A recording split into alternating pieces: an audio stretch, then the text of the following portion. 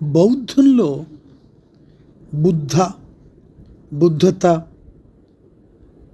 మొదలైనటువంటి కొన్ని పదాలు ఉన్నాయి. ఈ పదాలకు చాలా డీప్ కోనటేషన్, చాలా అంతరార్థం కలిగినటువంటి పదాలు. ఈ పదాల తాలూకా అంతరార్థం తెలుసుకోవడానికి మనం ప్రయత్నం చేద్దాం. నా దగ్గర ఉన్న సమాచారం మేరకు మీకు నేను తెలియపరుస్తాను. బుద్ధ అనేది వ్యక్తిగత నామం కాదు, అదొక విశేషణం, బిరుదం. బౌద్ధమత జీవిత లక్ష్యం సాధించిన వారిని, జ్ఞానోదయం అయిన వారిని మాత్రమే బుద్ధులు అంటారు. బుద్ధ అనేటువంటి ఒక సంస్కృత మూలం నుంచి బుద్ధ పదం వచ్చింది. దీని అర్థం ధర్మాల నిజస్వభావాన్ని 4 ఆర్య సత్యాలలో చెప్పిన విధంగా గ్రహించటం. అంటే మామూలు మనుషులు వస్తువుల నిజస్వభావాన్ని గ్రహించలేరని, తమ నిజస్థితిని ఎరగకుండా మానవాళి నిద్రపోతుందని సిద్ధాంతపరంగా చెప్తారు. అయితే సిద్ధాంతపరంగా చెబితే ఆశ్రవాలు అంటే డిఫైల్మెంట్స్ను నాశనం గావించి నిర్వాణం పొందిన వారు బుద్ధులు. ఆ విధంగా చూసినప్పుడు వారు సెన్సువల్ క్రేవింగ్, కామవాంఛలు, బికమింగ్, అవిద్యల నుంచి విముక్తులయ్యారు. వారు తృష్ణ, క్రేవింగ్ని నాశనం చేశారు. తృష్ణ అనేటటువంటిది అనేక రకాలైన తృష్ణలు మనం తెలుగు హిందూ సాహిత్యంలో కూడా అనేక సాహిత్యాల్లో మనం చూస్తుంటాం. దీని నుంచి విముక్తులయ్యారు. వారు తృష్ణల నాశనం గావించారు కనుక సంసార చక్రం అంటే జన్మ పరంపర నుంచి విముక్తులయ్యారు. ఇక మళ్ళీ వారు తిరిగి పుట్టరు. ఇది బుద్ధ శబ్దానికి చెప్పినటువంటి, బౌద్ధంలో చెప్పినటువంటి ఒక నిర్వచనం. అయితే థేరవాద ప్రకారం బుద్ధుడు ఒక సరళ మామూలు మానవుడు, కాకపోతే అతడు ఆధ్యాత్మికంగా పరివర్తితమయ్యాడు. మళ్ళీ చెప్తాను. థేరవాద ప్రకారం బుద్ధుడు ఒక సరళ మామూలు మానవుడు, కాకపోతే అతడు ఆధ్యాత్మికంగా పరివర్తితమయ్యాడు. అదే మహాయానం ప్రకారం అయితే బుద్ధ భావన అనేక రూపాలు దాల్చింది. దీనిని బుద్ధుని త్రికాయాలలో మనం చూడవచ్చు. ఈ భావన ప్రకారం బుద్ధుడు విశ్వజీవి. మాటిమాటికి అతడు మానవ రూపం ఎత్తుతాడు. మహాయానం అసలు బుద్ధుణ్ణి లోకోత్తరుని చేసింది, ట్రాన్సెండెంటల్ చేసింది. బుద్ధుడు ఒక బోధకుడుగా ఈ భూమిపై చేయవలసింది ఏమిటంటే ధర్మాన్ని బోధించి మానవాళిని నిర్వాణం వైపు నడపడం. దీనికి ప్రత్యేక బుద్ధ ఇతనికి బోధి కలుగుతుంది. దాని ధర్మబోధ చేయడు.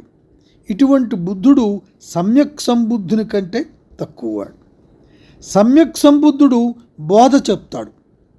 ఇతడు మహాయానం ప్రకారం సర్వజ్ఞుడు, పైగా అది 10 బలాలను, 10 బలాలను కలిగినటువంటి వాడు. ఇతడు అర్హంత్ కంటే, బోధిసత్వుల కంటే భిన్నమైన ఎక్కువవాడు. అన్ని రకాల బౌద్ధ శాఖల వారు గతంలో అనేక మంది బుద్ధులు ఉన్నారని భావిస్తుంటారు, అలా నమ్ముతారు. ఉదాహరణకు భావి బుద్ధుడు మైత్రేయుడు పాలీ గ్రంథం మహాపదాన సుత్త 6 గత బుద్ధులను పేర్కొంటే బుద్ధవంశ 24 బుద్ధులను పేర్కొంది. వీరందరి చరిత్రలు ఒకే విధంగా ఉంటాయి. అయితే ఒకే యుగంలో ఒక్క బుద్ధుడే ఉంటాడు. 2 బుద్ధులు ఏకకాలమందు ఉండరు. మన యుగంలో చారిత్రక బుద్ధుడు సిద్ధార్థ గౌతముడు ఒక్కడే. మహాయాన సాహిత్యంలో అనేక మంది చారిత్రక బుద్ధులు మనకు కనిపిస్తారు. అయితే ఇంతమంది కనిపించిన తాంత్రిక శాఖలలో 5 జినులు కూడా మనకు కనిపిస్తారు. ఇది బుద్ధ శబ్దానికి ఉండేటటువంటి ప్రాథమికమైనటువంటి స్కోప్ బౌద్ధ మతంలో బుద్ధ శబ్దానికి. అయితే ఈ బుద్ధ శబ్దం నుంచి అనేక ధాతువులు ఉన్నాయి, అవి కూడా మనం కొంతవరకు చర్చిద్దాం. బుద్ధత అనేటటువంటి శబ్దం, దీనినే బుద్ధత్వం అంటారు. బుద్ధాహుడ్, బోధి పొందిన స్థితి, జ్ఞానోదయమైన స్థితి లేదా బుద్ధుడైన స్థితి. మళ్ళీ చెప్తాను, బోధి పొందిన స్థితి, జ్ఞానోదయమైన స్థితి లేదా బుద్ధుడైన స్థితి. బుద్ధతను పొందడం అంటే ఏదో కొంత అదనంగా పొందడం కాదు, మనస్సు నుంచి అన్ని మలిన ఆలోచనలు పూర్తిగా క్షాళనం చేసి బుద్ధ స్వభావం, తన స్వభావం రెండూ ఒకటయ్యే వరకు బుద్ధుని జపించటం లేదా ధ్యానం చేయటం. ఆశ్రవాలు పూర్తిగా శాశ్వతంగా తొలగిపోతే బుద్ధ స్వభావం దర్శనమిస్తుంది. మహాయానం ప్రకారం మన అందరిలో బుద్ధ స్వభావం ఉంది, కాకపోతే అది మోహం, డిలూజన్తో కప్పబడి ఉంటుంది. బుద్ధుని ధ్యానం ద్వారా మోహాన్ని తొలగించి బుద్ధ స్వభావాన్ని చూడవచ్చు. ఇది బుద్ధత, బుద్ధత్వం, బుద్ధాహుడ్, దీన్ని పొందవచ్చు. అయితే ఈ బుద్ధ ధాతు ఏమిటి? బుద్ధాస్ నేచర్. బుద్ధ ధాతు అంటే బుద్ధాస్ నేచర్. దీనిని బుద్ధత, బుద్ధ స్వభావంగా చెప్పవచ్చు. తొలి బౌద్ధంలో అయితే అధ్యయనం, మతాచరణ ద్వారా బుద్ధుడు కావడానికి అవసరమైన బీజరూప శక్తిని సూచిస్తుంది. ఎవరికా బీజరూప శక్తి ఉంది, ఎవరికి లేదు అనే దాని మీద చర్చ లేచింది. మహాయాన బౌద్ధం వికసించిన తరువాత ఈ రకమైన తేడాలు కుదరవంది. అందరూ బుద్ధత పొందడానికి అర్హులే. ఇది ఈ బౌద్ధంలో ఉండేటటువంటి ఒక గొప్ప భావన, ఒక గొప్ప సిద్ధాంతం. అందరూ బుద్ధతను పొందడానికి అర్హులే అంది. ఎవరిని నిరాకరించటం కానీ, కొంతమంది వాడు సరిపోరని కానీ, వారు చేయకూడదనేటటువంటి ఆ సంకుచిత ధోరణి మనకి కనపడదు. అందరూ బుద్ధతను పొందడానికి అర్హులు. అందుకని బుద్ధ ధాతు అనేది అందరిలో ఉన్న బుద్ధతయే. మరొకసారి చెప్తాను, బుద్ధ ధాతు అనేది అందరిలో ఉన్న బుద్ధతయే.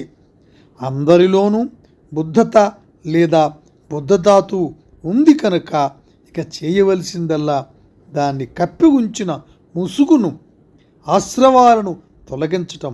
ఎప్పుడైతే కల్మషాలు కడిగి వేయబడతాయో అప్పుడు బుద్ధత్వం ప్రకాశిస్తుంది. స్వస్వభావం, నిజమైన స్వభావం, మౌలిక స్వభావం, దమ్మస్వభావం, నిజమైన గుర్తు, ట్రూ మార్క్, నిజమైన మనస్సు, నిజమైన శూన్యత, నిజమైన తథత, దమ్మ శరీరం, మౌలిక ముఖం, శూన్యత, ప్రజ్ఞ, నిర్వాణ, తథాగత గర్భ, ధర్మలోకం, మనస్సు మొదలైనవన్నీ బుద్ధ ధాతువులే. ఇవన్నీ కూడా బుద్ధ ధాతువులే. మహాయానం ప్రకారం సచేతన జీవుల శాశ్వత అపరివర్తనీయ స్వభావం ఏ గతికి చెందినవాడైనా అతడు జ్ఞానోదయమై బుద్ధుడు కావడం సంభావ్యమే. మరొకసారి చదువుతాను, ఇది అత్యంత ఆదరణీయమైనటువంటి సిద్ధాంతం. మహాయానం ప్రకారం సచేతన జీవుల శాశ్వత పరివర్తనీయ స్వభావం ఏ గతికి చెందినవాడైనా అతడు జ్ఞానోదయమై బుద్ధుడు కావడం సంభావ్యమే. ఇది బౌద్ధం సామాన్యుడికి ఇచ్చినటువంటి గొప్ప వరం. ఏ సమయంలో ఇది చెప్పబడింది?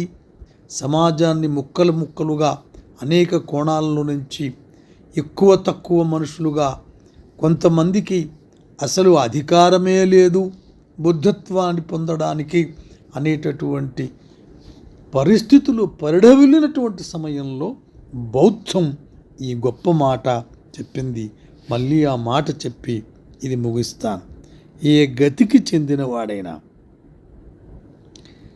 జీవులు శాశ్వత అపరివర్తనీయ స్వభావం జ్ఞానోదయమై బుద్ధుడు కావడం సంభావ్యమే.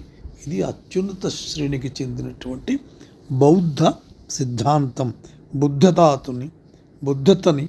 బుద్ధత్వాన్ని, బౌద్ధంలో ఉండేటటువంటి ఆ గతిని, మహాపరినిర్వాణాన్ని, మహోన్నత దశను సంభావ్యించటానికి అందరికీ అది సంభావ్యమే. ఇది అద్భుతమైనటువంటి గొప్ప సిద్ధాంతం. Thank you very much.